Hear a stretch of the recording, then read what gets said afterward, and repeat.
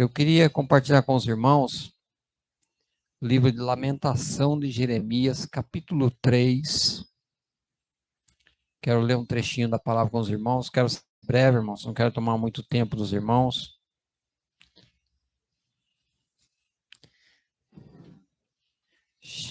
Lamentações de Jeremias. Depois do livro de Jeremias, aí Lamentações. Capítulo 3. Jeremias, irmãos, por 40 anos, e ele sofreu muito. Ele foi um profeta que sofreu, um profeta que passou por pedaços difíceis. Eu creio que se fosse nos dias de hoje, se fôssemos passar pelo que Jeremias passou, nós desistia. Imagine, ele falando da palavra de Deus, falando que o povo ia ser cativo, falando, e o povo adorava outros deuses, o povo virava as costas para Deus. Tanto é que tem a passagem que fala: Jeremias, não ore mais por esse povo, porque esse povo não estão virando o rosto, mas as costas para mim, né?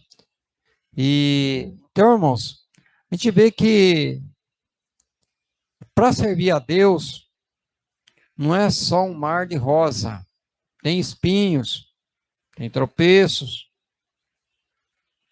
né? Mas a gente tem que sempre ter fé e crer na palavra do Senhor.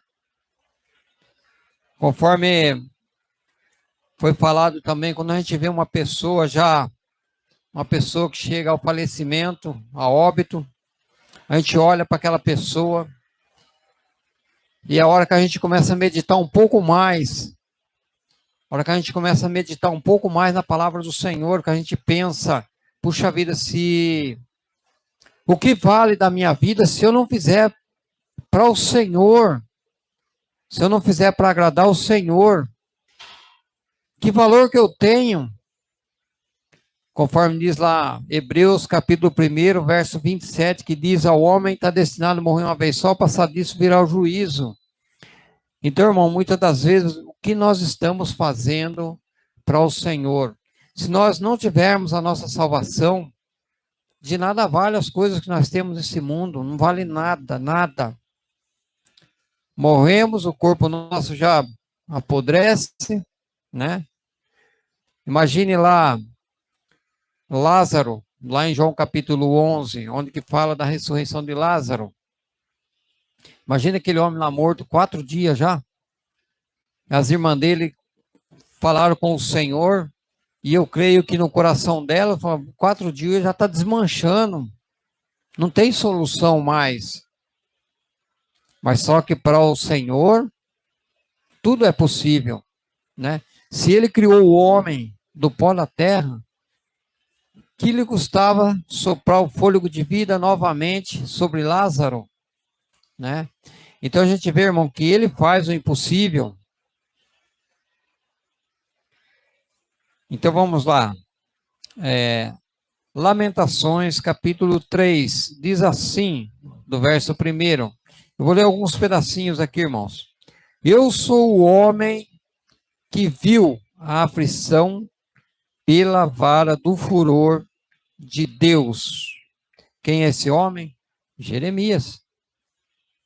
Ele viu. Ele me levou e me fez andar em trevas e não na luz. Quem que levou ele em trevas? Foi o diabo? Foi o inimigo? Não foi. Foi Deus que levou ele, né? E muitas das vezes, quando nós passamos por aflições, nós achamos que é o inimigo. Ah, o inimigo que está fazendo isso. Ah, isso é coisa do inimigo. Muitas das vezes, irmãos, Deus está permitindo que você passe por privações, por dificuldades, para ver se você se achega mais próximo dele, para ver se você ora mais, busca mais do Senhor. Verso 3 diz assim: deveras ele volveu contra mim a mão, de continuo todo dia. Fez envelhecer a minha carne, e a minha pele despedaçou os meus ossos. Edificou contra mim e me cercou de veneno e de dor. Quem que fez isso? Foi o inimigo que cercou ele de dor? Não foi, irmãos. Foi uma permissão de Deus. E a gente lamenta às vezes. A gente fala, mas Senhor, o que é que eu fiz? Que eu estou passando por essa situação? Sabe, irmãos, quando fala do pecado, nós passamos por muitas aflições por causa do pecado, né? O pecado faz nós passarmos por aflições, porque a Bíblia fala que aquele que fala que não tem pecado é mentiroso, já está pecando. Porque às vezes você não peca num fator, mas no olhar, no pensar, às vezes no falar, já estamos pecando, né? Então, é por causa do pecado que passamos por dificuldades, por aflições. Às vezes também falta de buscar um pouco mais de Deus, né? Perdemos nosso tempo com tantas coisas que não agradam o Senhor. Ao invés de levantarmos de manhã, pegarmos a palavra do Senhor, dar uma meditada na palavra, a primeira coisa que vamos ver é notícia ruim. Pega o celular, vai ver notícia, vai ver coisas que não edificam em nada. Ah, que será que esse governo está fazendo? Que será que fulano está fazendo? Ao invés de pegarmos a Bíblia, colocar a palavra do Senhor adiante, orar a Deus, deixar as coisas do mundo rolar. Porque não vai edificar em nada na nossa vida, não vai mudar nada. O único que muda para nós é a palavra do Senhor. Essa sim muda a nossa vida.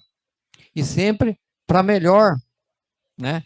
Quando você medita na palavra do Senhor, quando você ora ao Senhor de madrugada, você levanta na madrugada, ora ao Senhor, coisas boas acontecem na sua vida, né? Na sua família. Verso 5. Edificou contra mim e me cercou de veneno e de dor. Fez-me habitar em lugares tenebrosos, né? Deus não colocou ele para habitar em lugar bom, lugar confortável. Jeremias foi jogado na cisterna.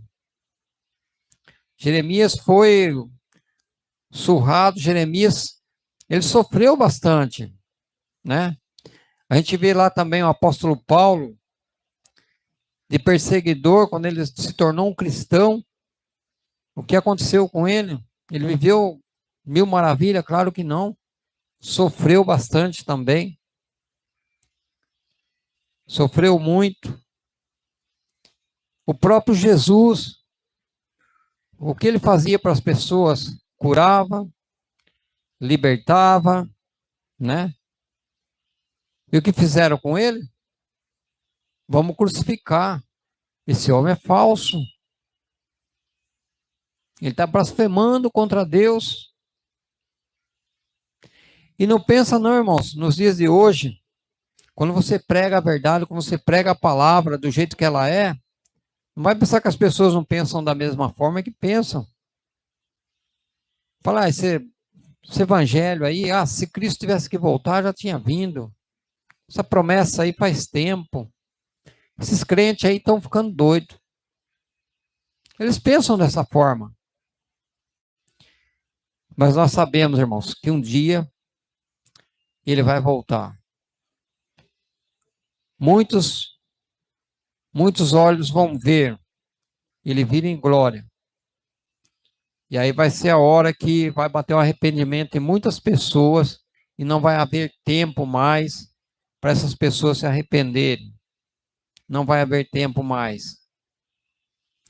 A palavra do Senhor diz que o tempo é agora e a hora já chegou. Tem muitas pessoas que falam, o dia que Deus tocar no meu coração, o dia que Não fique esperando esse dia não, que Deus está tocando no coração das pessoas, é todo dia, todo momento. E a palavra do Senhor está sendo pregada de todas as formas e todas as maneiras. Mas as pessoas não querem dar ouvido à palavra do Senhor. Nós passamos aí em frente às igrejas, muitas igrejas estão vazias. Aí se você passa num bar, num lugar que tem pagode, coisas do mundo, tá lotado, cheio.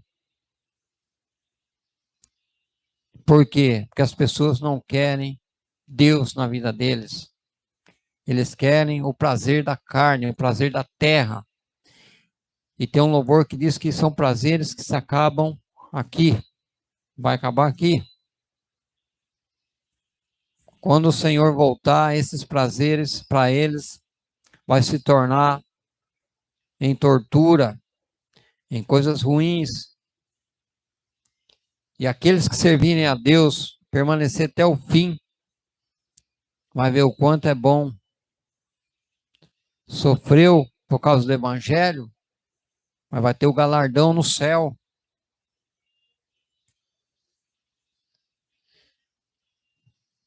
Verso 7.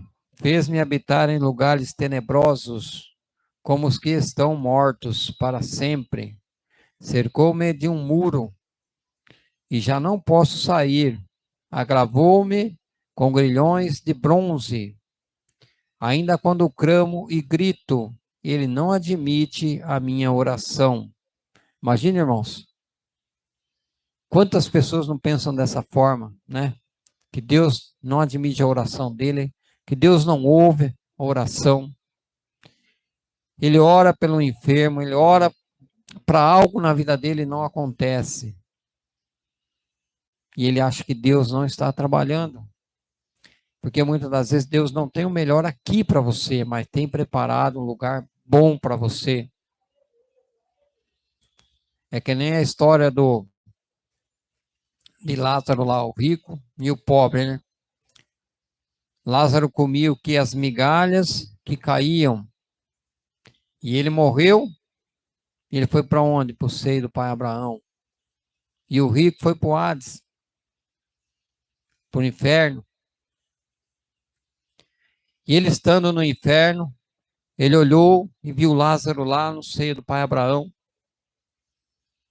E ele disse, deixa que eu passe daqui para lá. Ou deixa ele que pelo menos molhe o dedo lá e coloque água na minha boca. Imagina a aflição dele. Por quê? Porque o galardão dele foi aqui na terra, né? E o outro que era pobre sofreu, mas era temente a Deus. A Bíblia não relata dessa forma, mas eu creio que se ele foi para o braço de Abraão, para o seio de Abraão, é porque ele era temente a Deus, é porque ele obedecia a palavra do Senhor, né? Então, irmãos, a gente vê que vale a pena você sofrer pela palavra de Deus. Muitas das vezes você pode não estar recebendo aquilo da forma que você pensa, né? Ah, eu queria ter riquezas, eu queria, né? Eu queria a bênção do Senhor aqui, eu queria viver bem nessa terra aqui de bens materiais, mas são coisas que você não vai levar também. Não vai levar, vai ficar tudo aqui, vai apodrecer. Então, o que vale para nós é a presença do Senhor na nossa vida. Isso é que tem importância para cada um de nós, porque a pessoa sem Deus, ele começa a ter depressão, ele começa a ficar apavorado com as coisas que estão acontecendo no mundo. Por quê? Porque ele não vê saída. Para ele não tem saída. Para ele é só abismo, escuridão. Mas aqueles que estão em Cristo, ele enxerga sempre uma luz. E não é uma luzinha lá no fundo do túnel, não. Sabe por quê? Uma luz no fundo do túnel pode ser um trem na contramão. Aí você vai ver que não vai dar certo. Ele te coloca numa luz diferente do que uma luz no fundo do túnel, sabe? Esse negócio de luzinha no fundo do túnel aí não dá muito certo, não. Então, irmãos, o Senhor sempre Ele nos dá a luz, mas uma luz clara, né? Esperança para nós, uma esperança que é herdar o reino dos céus. Essa é a esperança que Ele nos dá. Muitas vezes não recebemos uma cura do jeito que queremos, né? Mas o Senhor tem coisa preparada para nós, conforme diz a palavra, coisas que não chegou ao coração do homem, nem aos ouvidos, né? Nem os olhos não viram. Isso é o que Ele tem preparado para nós.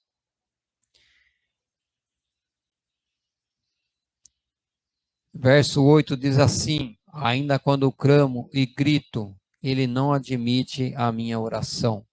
Fechou os meus caminhos com pedras lavradas, fez tortuosas as minhas veredas. Ó, irmãos, aqui a gente vê essa lamentação de Jeremias, o quanto esse homem passou por dificuldades, e era uma pessoa que levava a palavra de Deus aos cativos, né? Ele tentava colocar a palavra do Senhor para aquele povo, mau povo, não queria saber da presença de Deus, e o povo ainda castigava ele, né? E eu já estou terminando, irmãos, não quero ir muito adiante. E chega aqui no verso 21, irmãos, sabe o que ele diz? Eu quero trazer à memória aquilo que me dá esperança. Então, irmãos, muitas das vezes é isso que nós temos que colocar na nossa mente, trazer na nossa mente aquilo que dá esperança para nós. E o que dá esperança para nós? A volta de Cristo. Um dia nós iremos morar com Ele. Essa é a esperança que nós temos que trazer na nossa memória. É a morte de Cristo pelos nossos pecados, porque através da morte dele é que nós vamos ter a vida eterna, né?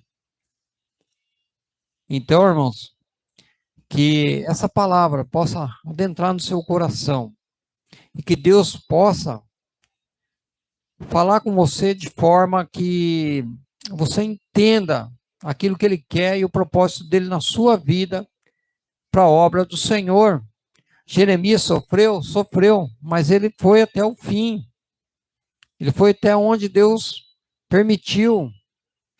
E muitos outros profetas, né, que sofreram também, os discípulos, mas eles permaneceram até o fim, né? E eu creio que o galardão deles, o Senhor preparou muito melhor do que qualquer coisa na face da terra, né? Então, irmãos, que nesta noite nós possamos colocar isso no nosso coração e saber que é um Deus que cura, um Deus que liberta, um Deus que sempre estende as mãos para nós e não nos deixa afundar no charco de lodo. Sempre está velando pelas nossas vidas. Amém? Vamos colocar em pé, irmãos. Vamos vir aqui à frente, irmãos, para nós estar orando todos juntos aqui. Em nome de Jesus. Diego.